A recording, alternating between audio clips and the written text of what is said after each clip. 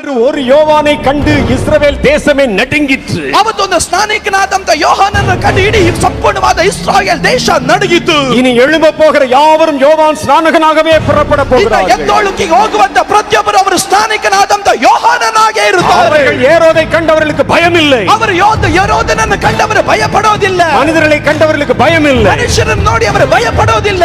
தங்கள் கண்கள் காண்கிறது எதுவோ காதுகள் கேட்கிறது எதுவோ அதை கர்த்தருக்கு சாட்சியாய் வெளிப்படுத்துகிறார்கள். ಕಣ್ಣುಗಳು ಏನನ್ನು ನೋಡುತ್ತೋ ತಮ್ಮ ಕಿವಿಗಳು ಏನನ್ನು ಕೇಳುತ್ತೋ ಅದನ್ನ ಅವರು ಕರ್ತನ ನಾಮಕ್ಕಾಗಿ ಸಾಕ್ಷಿಗಳಾಗಿ ಅವರು ನಿಲ್ಲುತ್ತಾರೆ.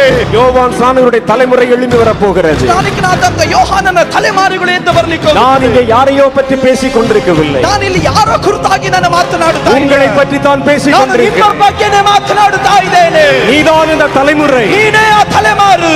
உன்னை பணத்தை காட்டி யாரும் ஏமாற்ற முடியாது. ನಿನ್ನ ಹಣ ತೋರಿಸಿ ಯಾರು ಮರಳುಗೊಳಿಸಕ್ಕಾಗೋದಿಲ್ಲ. தன் அதிகாரத்தை காண்பித்து எவனும் உன்னை பயமுறுத்த முடியாது.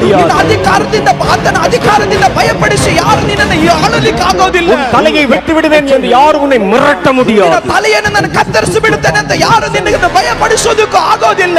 பட்டயத்துக்கு முன்பாக நம்முடைய நெஞ்சை உயர்த்தி காண்பிக்கிற கூலி. ಅಲ್ಲಲ್ಲಿ ಕತ್ತಿಯ ಮುಂದ್ಗಡೆ ತಮ್ಮ ಎದೆಯನ್ನು ಬಿಗಿಯಾಗಿ ತೋರಿಸುವಂತ ரத்தம் சிந்துகிறதாಗಿರலும் இயேசுவுக்காய் சிந்து வேண்டும் என்ற வைராಗ್யம் நிறைந்த ஒரு கூட்டம். ರಕ್ತ ಸುರಿಸುವುದಾದ್ರೆ ಅದು ಕೇವಲ ಯೇಸು ಸ್ವಾಮಿಗಾಗಿ ಮಾತ್ರನೇ ಅಂತ ವೈರಾಗ್ಯದಿಂದ ನಿಲ್ಲುವಂತ